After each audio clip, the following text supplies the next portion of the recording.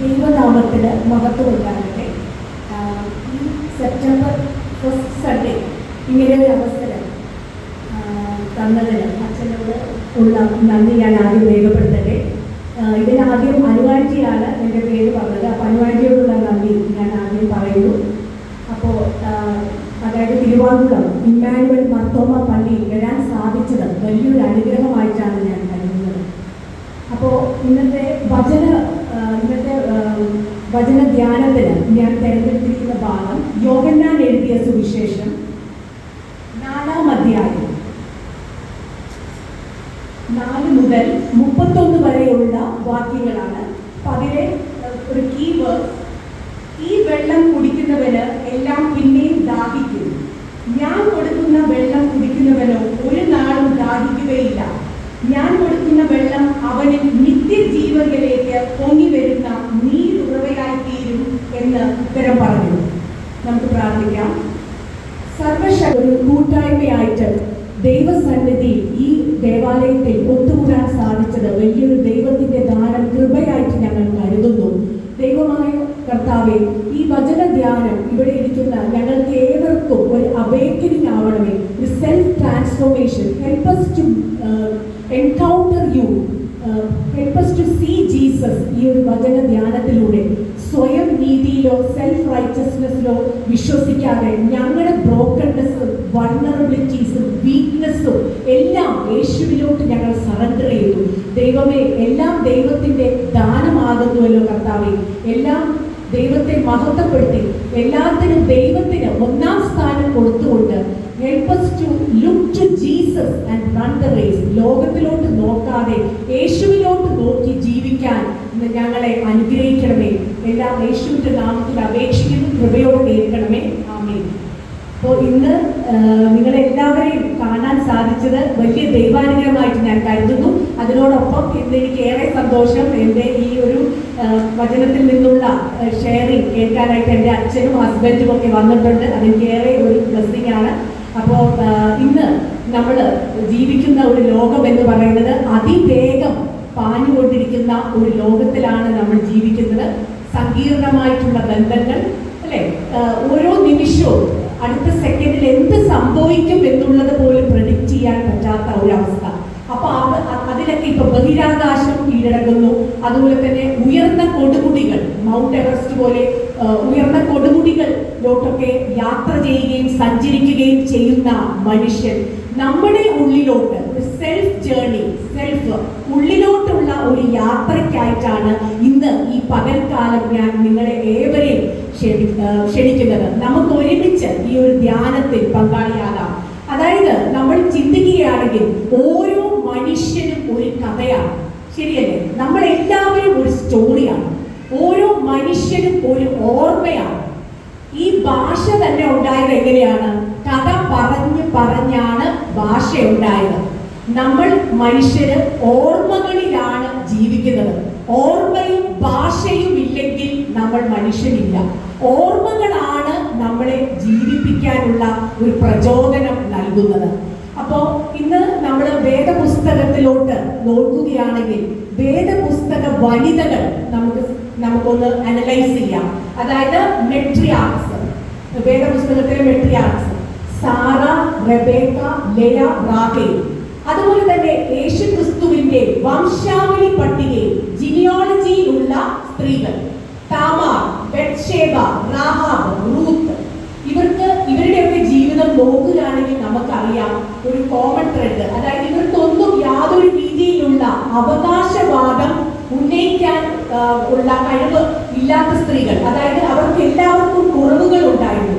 എന്നിരുന്നാലും ഈ ordinary woman അവര് ദൈവസന്നിധിയിൽ കാണിച്ച എക്സ്ട്രാ ഓർഡിനറി ആയിട്ടുള്ള ഫെയ്ത്ത് ആണ് അവരെ യേശുക്രിസ്തുവിന്റെ വംശാവലി പട്ടികയിലോട്ട് അവരുടെ പേര് വരാനുള്ള ആ ഒരു യോഗ്യതയ്ക്കുള്ള കാരണം. അതുപോലെ തന്നെ നമ്മൾ മെട്രിയാർക്സ് നോക്കാം. അതായത് വേദപുസ്തകത്തിലെ മദേഴ്സ് നോക്കുകയാണെങ്കിൽ തീർച്ചയായും യേശുക്രിസ്തുവിന്റെ അമ്മ പരിശുദ്ധ കന്യകാമറിയം, സ്നാപക യോഹന്നാന്റെ അമ്മ എലിസബത്ത്, അതുപോലെ തന്നെ ശമൂവേൽ പ്രവാചകന്റെ അമ്മ ഹന്ന, അതുപോലെ തന്നെ തിമോത്തിയുടെ അമ്മയും വല്യമ്മയും യുനീക്ക ആൻഡ് ലോവിസ്, മോശയുടെ അമ്മ ജോക്കബെത്ത്, ഇവരെല്ലാവരും അവരുടെ വിശ്വാസത്തിലൂടെ വലിയ നീതി, ദൈവത്തോടുള്ള സ്നേഹം കാണിച്ച വനിതകളാണ്.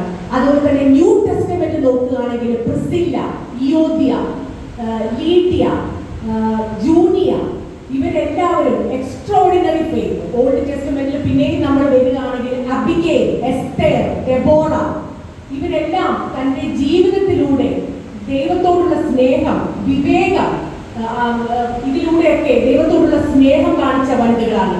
ഇനി നമ്മൾ ജീസസിന്റെ പബ്ലിക് മിനിസ്ട്രി നോക്കുകയാണെങ്കിൽ യേശുക്രിസ്തുവിന്റെ ഫോളോവേഴ്സ് കൂടുതലും സ്ത്രീകളായിരുന്നു. നമ്മൾ നോക്കുകയാണെങ്കിൽ ഇപ്പൊ മർത്ത, മറിയ, അതുപോലെ തന്നെ cross, those unnamed women who followed Jesus to the cross. പിന്നെ റിസറക്ഷന് വിറ്റ്നസ് ആയിട്ടുള്ളവര് നമുക്കറിയാം, Mary Magdalene, she was the apostle to the apostle, അല്ലേ? അപ്പോൾ ഇങ്ങനെയുള്ള വനിതകൾ. പിന്നെ the woman caught in adultery, 12 വർഷം രക്തസ്രാവം, അതായത് ബ്ലീഡിംഗ് ആയിട്ടുള്ള സ്ത്രീ, ഇവരെല്ലാവരും കനാനി സ്ത്രീയുടെ വിശ്വാസം. അപ്പൊ ഇന്ന് ഞാൻ നിങ്ങളുടെ ശ്രദ്ധ തിരിക്കുന്നത് ഈ സമരിയക്കാരിയുടെ വിശ്വാസമാണ്. Jesus encounter with the Samaritan woman at Jacob's well. ഈ ഒരു ഇതൊരു വലിയൊരു ട്രാൻസ്ഫോർമേഷനിലേക്കാണ് നയിച്ചത്. അതായത് ഈ സമരിയക്കാരി സ്ത്രീ എന്ന് പറയുന്നത് സുവിശേഷം 4-ാം അധ്യായം വായിക്കുമ്പോൾ നമുക്ക് മനസ്സിലാവും. അതായത് യേശുക്രിസ്തു ശിഷ്യന്മാർ അവർ ഈ ശമരിയ പട്ടണത്തിന് എത്തുകയും യാക്കോബിന്റെ കിണറ്റിൻകരയിൽ എത്തി ജീസസ് ഈ സമരിയക്കാരി സ്ത്രീയായിട്ട് സംസാരിക്കുന്ന ഭാഗമാണ് നമ്മൾ ഇപ്പോൾ വായിച്ചത്. This is the longest dialogue in the Bible. യേശുക്രിസ്തു ഈ സമരിയക്കാരി സ്ത്രീയായിട്ട് യേശുക്രിസ്തു stop to talk to her. ഇത് നമുക്കറിയാം, കിണറ്റിൻകര എന്ന് പറയുന്നത് ബൈബിളിന്റെ പശ്ചാത്തലത്തില് ഏറെ പ്രാധാന്യമുള്ളതാണ്. ഉൽപ്പത്തി നോക്കുകയാണെങ്കിൽ അബ്രഹാം തന്റെ ഭൃത്യനായിട്ടുള്ള എലിയാസറിനെ ഐസക്കിന് വേണ്ടി, ഇസഹാക്കിന് വേണ്ടി ഒരു റെബേക്കയെ കണ്ടെത്തുന്നത് കിണറ്റിൻകരയിലാണ്. അതുപോലെ തന്നെ യാക്കോബ് റാഹേലിനെ കണ്ടെത്തുന്നത്. അതിനോടൊപ്പം തന്നെ മോശ ജെത്രോയുടെ പുത്രിമാരെ സഹായിക്കുന്നതും കിണറ്റിൻകരയിലാണ്. ഈ കിണറ്റിൻകര എന്ന് പറയുന്നത്, വെൽ എന്ന് പറയുന്നത് ബൈബിളിന്റെ പശ്ചാത്തലത്തില് ഭാവി വധുവിനെ കണ്ടെത്തുന്ന ഒരു സിംബോളിക് മീനിങ് കൂടിയുണ്ട്. ഇവിടെയാണ് യേശുക്രിസ്തു സമരിയക്കാരി സ്ത്രീയായിട്ട് സംസാരിക്കുന്നത്. ഇത് എന്ന് പറയുന്നത് ആ ഒരു times, in those times it was totally impossible. കാരണം യേശുക്രിസ്തു ഒരു യഹൂദനായിരുന്നു, നമ്മൾ വായിക്കുന്നു. ആൻഡ് ഇതൊരു സമരിയക്കാരി സ്ത്രീ. ആ ഒരു പശ്ചാത്തലത്തിൽ വളരെയധികം ഹേട്രഡ്, വെറുപ്പ് ഈ ജ്യൂസും സമരിയക്കാരും തമ്മിലുണ്ടായിരുന്നു. ആ സമയത്താണ് യേശുക്രിസ്തു യാത്ര ചെയ്ത് വന്ന് ക്ഷീണിതനായിട്ട് യേശുക്രിസ്തു സമരിയക്കാരി സ്ത്രീയോട് എനിക്ക് ദാഹിക്കുന്നു, വെള്ളം ആവശ്യപ്പെടുന്നത്. അപ്പോൾ ഈ ഒരു സ്ത്രീയെ നമ്മൾ മനസ്സിലാക്കുമ്പോൾ നമുക്ക് മനസ്സിലാക്കാം, ഷീ വാസ് ബ്രോക്കൺ ആൻഡ് ഒരു സോഷ്യൽ ഔട്ട്കാസ്റ്റ് ആയിരുന്നു.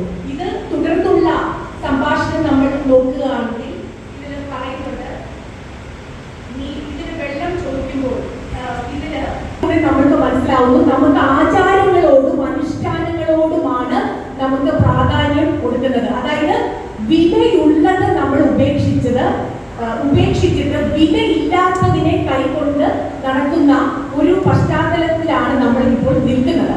അതായത് ഈ കിണറ്റിന്റെ കരയിലെ മുന്നിൽ നിൽക്കുന്ന യേശുക്രിസ്തു is the provider for the living water. ഒരിക്കലും ദാഹിക്കാൻ ഇനി സാധ്യതയില്ലാത്ത ആ ലിവിംഗ് വാട്ടർ തരാൻ യോഗ്യനായിട്ടുള്ള യേശുക്രിസ്തുവിനോട് ചോദിക്കുകയാണ്, യാക്കോബിനെക്കാട്ടിലും വലിയവനാണോ എന്നുള്ളത്. അപ്പൊ നമ്മുടെ ഈ ഒരു വേർഷിപ്പ് എന്ന് പറയുന്നത് it should be an attitude more than an activity. നമ്മൾ യേശുക്രിസ്തുവിനെ പൂർണ്ണ ആത്മാവിലും പൂർണ്ണ മനസ്സോടും കൂടിയാണ് വേർഷിപ്പ് ചെയ്ത് ആരാധിക്കേണ്ടത്. അപ്പോൾ നമ്മുടെ അനുഷ്ഠാനങ്ങളും ആചാരങ്ങളും ഒക്കെ നമുക്ക് എത്രമാത്രം യേശുക്രിസ്തുവിനെ കണ്ടെത്താൻ, വെദർ it was possible നമ്മുടെ വേർഷിപ്പിലൊക്കെ, whether we could meet Jesus, whether we could encounter Jesus in our Christian life എന്നുള്ള ഒരു ചോദ്യം കൂടി ഇതിൽ വരുന്നുണ്ട്. അപ്പൊ എന്തിനെയാണ് ഉപേക്ഷിക്കേണ്ടത്, എന്തിനെയാണ് സ്വീകരിക്കേണ്ടത് എന്നുള്ള ചിന്ത ഈ ഒരു ഭാഗത്ത് വരുന്നുണ്ട്. അത് അതുപോലെ തന്നെ യേശുക്രിസ്തു ഈ ഔട്ട്കാസ്റ്റ്, സോഷ്യലി ഔട്ട്കാസ്റ്റ് ആയിട്ടുള്ള സ്ത്രീയോട് ചോദിക്കുന്നുണ്ട്, അവർക്ക് 5 ഭർത്താക്കന്മാര് നിനക്കുണ്ടായിരുന്നു, ഇപ്പോൾ ഉള്ളവരോ ഭർത്താവല്ല, നീ പറഞ്ഞത് സത്യം തന്നെ എന്ന് യേശു പറഞ്ഞു. അതായത് ഈ ഒരു സമരിയക്കാരി സ്ത്രീ എന്ന് പറയുന്നത് വളരെ ദാഹമുള്ള, അതായത് ലോകത്തിൽ നിന്നും തന്റെ ദാഹത്തിന് ശമനം നേടാൻ ആഗ്രഹിച്ച് അലഞ്ഞു തിരിഞ്ഞ് she was deeply wounded and she was rejected by the society. അതുകൊണ്ടാണ് ഈ സ്ത്രീ ഒറ്റയ്ക്ക് ഉച്ച സമയത്ത് വന്നത് വെള്ളം കോരാൻ. സാധാരണ ആ ഒരു പശ്ചാത്തലത്തിൽ സ്ത്രീകൾ കൂട്ടമായിട്ടാണ് വെള്ളം കോരാൻ വരുന്നത്. എന്നാൽ ഈ സ്ത്രീ ഒറ്റയ്ക്ക് വന്നത്, she was a socially outcast person. അവർ ഒരു വ്യഭിചാരിണിയായിരുന്നു, ധാർമ്മികമായിട്ട് ബലമില്ലാത്ത സ്ത്രീയായിരുന്നു. അപ്പോൾ അതുകൊണ്ട് തന്നെ അവർക്ക് ആരെയും സമൂഹത്തിനെയും ഒന്നും കാണാനോ നേരിടാനോ ഉള്ള ഒരു ഹൃദയത്തിന്റെ ഒരു ശക്തി, ബലമില്ലായിരുന്നു. ഓർഫൻഹുഡ്, റിജക്ഷൻ, അബാൻഡൻമെന്റ്, ഫാദർലെസ്നെസ്, ഇതൊക്കെ അനുഭവിച്ച ഡീപ്ലി വൂണ്ടഡ് ആയിട്ടുള്ള ഒരു വ്യക്തിയായിരുന്നു ആ സമരിയക്കാരി സ്ത്രീ. അപ്പൊ ഇങ്ങനെയുള്ളവരെ ചേർത്ത് പിടിക്കാനാണ് യേശുക്രിസ്തു വന്നത് തന്നെ. നമ്മൾ ബൈബിൾ ഉടനീളം നോക്കുകയാണെങ്കിൽ തന്നെ ഇതിന്റെ ഒരു ത്രെഡ് നമ്മൾ നോക്കുകയാണെങ്കിൽ, നല്ല രീതിയിൽ ജീവിതം തുടങ്ങി മോശമായിട്ടുള്ള രീതിയിൽ അവസാനിപ്പിച്ചവരുണ്ട്, മോശമായിട്ടുള്ള രീതിയിൽ ജീവിതം ആരംഭിച്ച് നല്ല രീതിയിൽ ഫിനിഷിംഗ് പോയിന്റിൽ എത്തിയവരുണ്ട്. അപ്പോ ദൈവം നമ്മളെ കൊണ്ട് ഉദ്ദേശിക്കുന്നത് ഈ ഒരു സെക്കൻഡ് ചാൻസ് ആണ്, കം ബാക്ക് ആണ്, യേശുക്രിസ്തുവിലോട്ട് മടങ്ങി വരാൻ. നമുക്ക് ഉൽപ്പത്തി പരിശോധിക്കുകയാണെങ്കിൽ തന്നെ മനസ്സിലാക്കാം, മോശ, അതുപോലെ തന്നെ ജേക്കബ്, ദാവീദ്, ഇവരെല്ലാം മോശമായിട്ടുള്ള രീതിയിൽ ജീവിതം തുടങ്ങി നല്ല രീതിയിൽ അവസാനിപ്പിച്ചവരാണ്. അതുപോലെ തന്നെ നല്ല രീതിയിൽ ജീവിതം തുടങ്ങി മോശമായിട്ട് അവസാനിപ്പിച്ച ആളാണ് കിങ് സോളമൻ, ശലോമോൻ. അപ്പോ അതുപോലെ തന്നെ പഴയ നിയമത്തിലെ ശൗല്, ഇവരെല്ലാം ഇസഹാക്ക്. അപ്പോൾ നമുക്ക് ഇതിൽ നിന്നെല്ലാം ലോസ്റ്റ് കോയിൻ, ദൂതപുത്രന്റെ ഉപമ, ഈ ഉപമകളിലൂടെയും ഒക്കെ Jesus Christ is trying to teach about the kingdom of God. അപ്പോ ഇതിന് യേശുക്രിസ്തുവിന്റെ ജീവിതം 33 വർഷത്തെ ജീവിതം നമ്മൾ നോക്കുകയാണെങ്കിൽ, ജീസസ് ഓൾസോ എക്സ്പീരിയൻസ്ഡ് തേഴ്സ്റ്റ്. അതുകൊണ്ടാണ് ഇപ്പൊ ദാഹിക്കുന്നു, എനിക്ക് വെള്ളം തരൂ എന്ന് ചോദിച്ചത്. because he was human and he was also divine. അപ്പൊ he experienced thirst, പിന്നെ loss, despair, turmoil, fatigue, betrayal, fellowship, friendship, എല്ലാം ഒരു മനുഷ്യൻ കടന്നു പോകുന്ന എല്ലാ അവസ്ഥകളിലൂടെയും യേശുക്രിസ്തു കടന്നു പോയിട്ടുണ്ട്. അപ്പൊ അതുകൊണ്ട് തന്നെ ഈ ലോസ്റ്റ് ആയിട്ടുള്ളവരെ, റിജക്റ്റഡ് ആയിട്ടുള്ളവരെ, പാപികളെ, നമ്മുടെ പാസ്റ്റ് എങ്ങനെയാണെങ്കിലും we have a chance this morning to come back to our creator Christ.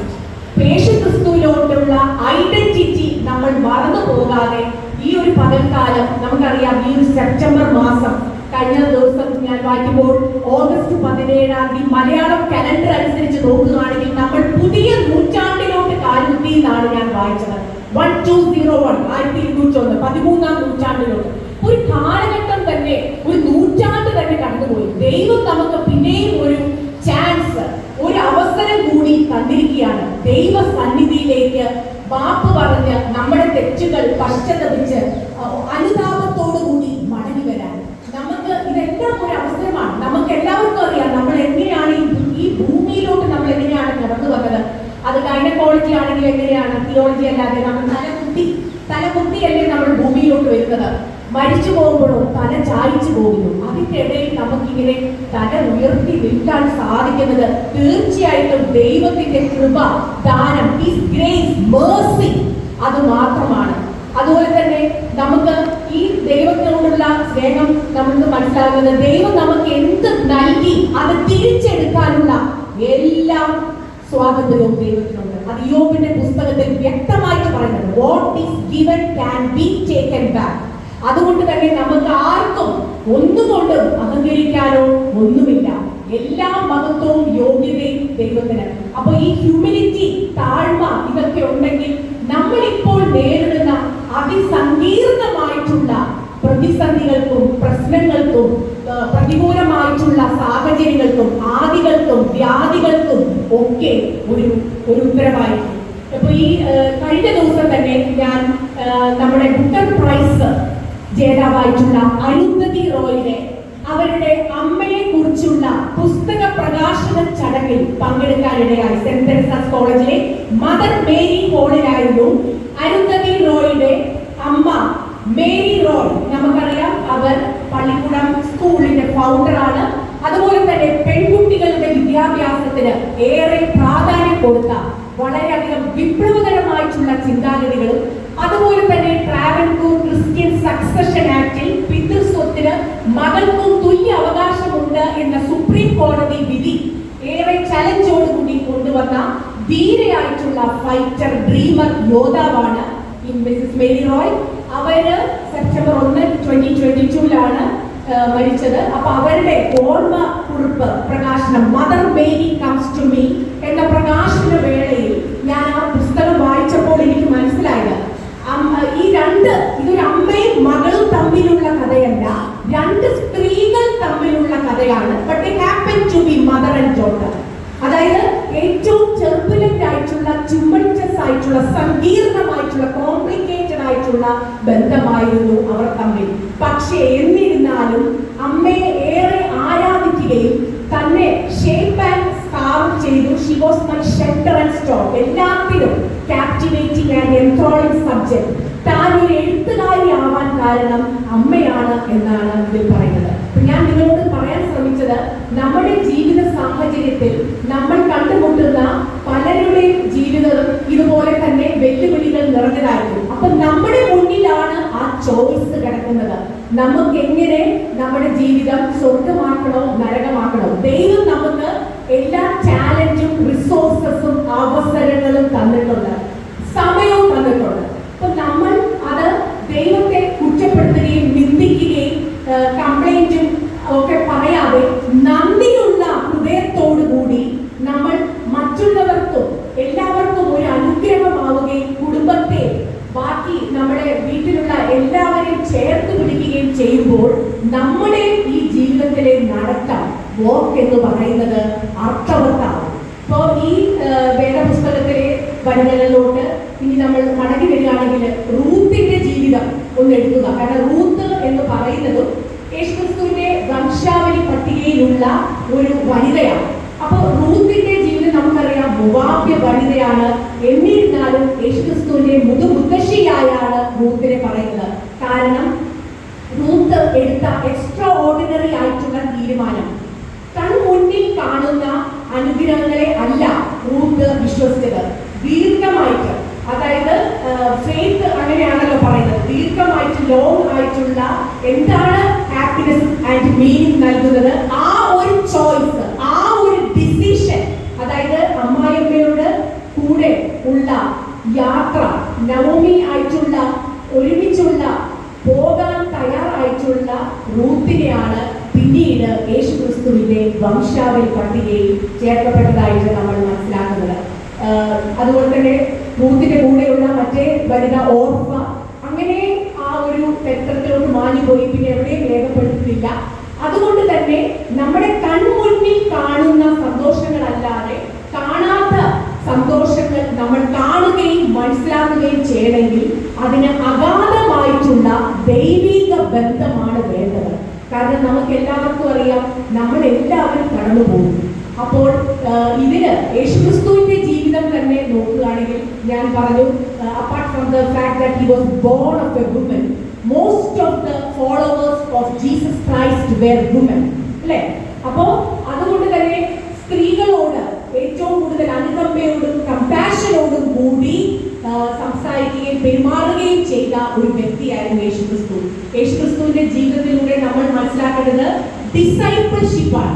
How we can copy Christ, അതായത് ഫോർഗീവ്നെസ്സിലൂടെ കറേജ്, കമ്മ്യൂണിക്കേഷൻ ആൻഡ് കരിസ്മ, ഈ മൂന്ന് കാര്യങ്ങൾ ഞാൻ പറയാം. അതായത് യേശുക്രിസ്തുവിന്റെ കറേജ് എന്ന് പറഞ്ഞാൽ റോമ സാമ്രാജ്യത്തിന്റെ മുന്നിൽ നിന്ന് തന്റെ അൺഡിസ്ഗൈസ്ഡ് ആയിട്ടുള്ള messages ധൈര്യത്തോടുകൂടി he was able to deliver the messages with a punch. അതുപോലെ തന്നെ കമ്മ്യൂണിക്കേഷൻ എന്ന് പറഞ്ഞാൽ യേശുക്രിസ്തു he talked about the kingdom of heaven through earthly parables. മണ്ണ്, കലപ്പ, കാള എന്നിവ ഉള്ള പാരബിൾസിലൂടെയാണ് യേശുക്രിസ്തു സംസാരിച്ചത്.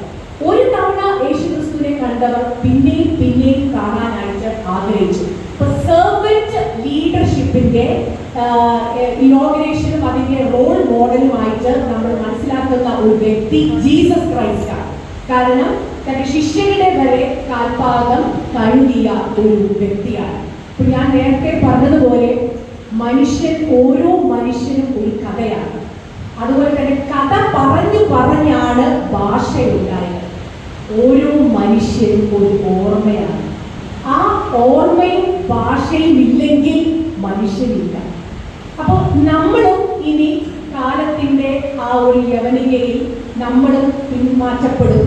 അപ്പൊ നമ്മളും നല്ല ഓർമ്മകളും നല്ല കഥകളും ആവണമെങ്കിൽ ദൈവത്തോട് കൂടി ചേർന്നുള്ള ഒരു യാത്രയാണ് നമ്മൾ തിരഞ്ഞെടുക്കുന്നത്. ഈ സെപ്റ്റംബർ മാസം എന്ന് പറയുമ്പോൾ എനിക്കും എൻ്റെ ഹൃദയത്തോട് ചേർന്നുള്ള മാസമാണ്. കാരണം എൻ്റെ അമ്മയും ഈ സെപ്റ്റംബർ 15 ദൈവസന്നിധിയിൽ ചേർക്കപ്പെട്ടിട്ട് 2 വർഷമായി. അമ്മയും ഇതുപോലെ ലീഡർഷിപ്പിന്റെ എല്ലാ വിധത്തില് എനിക്ക് ഒരു റോൾ മോഡലായിരുന്നു. ഇപ്പൊ നമ്മൾ വനിതകളെ കുറിച്ച് സംസാരിക്കുന്നതുകൊണ്ട് ഞാൻ പറയുന്നു, ഇപ്പോൾ communication, charisma, courage, compassion, care, command, ഇതെല്ലാം ഉള്ള ഒരു വ്യക്തിത്വത്തിന്റെ ഉടമയായിരുന്നു എൻ്റെ അമ്മ ഇല്ലായവർ. അപ്പോ ദൈവത്തെ ആ ഒരു ബാറ്റൺ എനിക്ക് അമ്മയിൽ നിന്നാണ് എനിക്ക് ഏറ്റവും കൂടുതൽ പ്രചോദനം. അതുപോലെ തന്നെ ഞാൻ വളരെയധികം വായിക്കുകയും ഒക്കെ ചെയ്യുന്നുണ്ടെങ്കിൽ ഞാനിപ്പോൾ എൻ്റെ അച്ഛൻ്റെ അമ്മയെ സ്നേഹപൂർവ്വം ഓർക്കുന്നു. അന്നമ്മ ഏബ്രഹാം.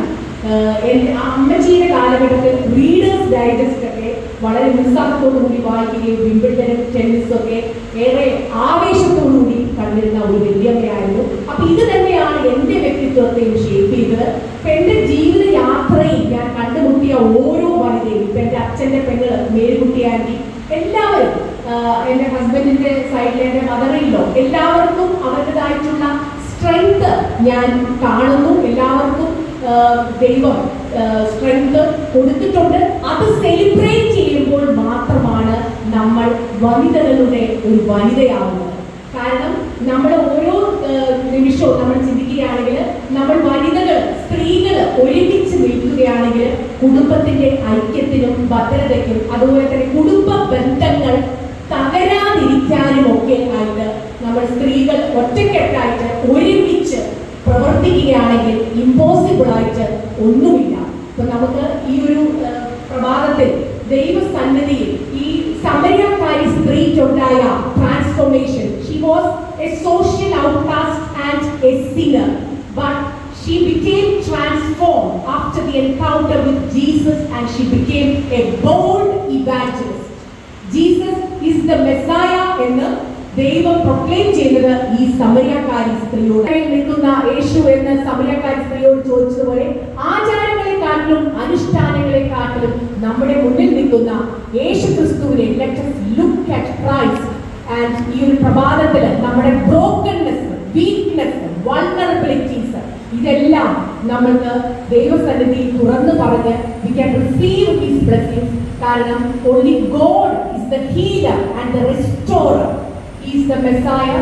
ദൈവത്തിന് അസാധ്യമായിട്ട് ഒന്നുമില്ല. നമ്മുടെ ഈ ഒരു കൂട്ടായ്മ ഒരുപാട് അത്ഭുതങ്ങൾ, ദൈവത്തിന് ഒരു അത്ഭുതം പ്രവർത്തിക്കാനായിട്ട് ഇടവരട്ടെ. നമ്മൾക്ക് എല്ലാവർക്കും തെറ്റുകളും കുറവുകളും ഒക്കെ സംഭവിച്ചിട്ടുണ്ട്. എന്നാൽ ഈ ഒരു പ്രഭാതത്തിൽ ഒരു കംബാക്കിനാണ് ദൈവം നമ്മളെ ക്ഷണിക്കുന്നത്. നമ്മൾ ഫ്രണ്ട്ഷിപ്പ് പോലെ തന്നെ ഏറെ പ്രധാനമുള്ള ഒരു വാക്കാണ് ഫെലോഷിപ്പ്. നമ്മളെ എല്ലാവരെയും യുണൈറ്റ് ചെയ്യുന്ന കോമൺ ത്രെഡ് എന്ന് പറയുന്നത് we are all followers of Jesus, disciples of Jesus. We are all in the journey of copying Christ.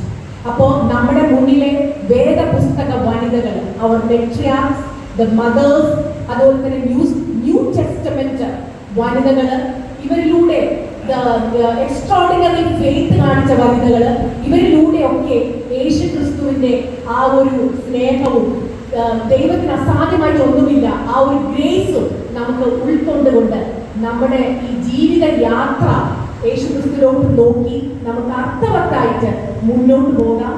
ദൈവം നമ്മളെ എല്ലാവരെയും അനുഗ്രഹിക്കട്ടെ. Once again, thank you so much for this wonderful opportunity. God bless you all. Thank you.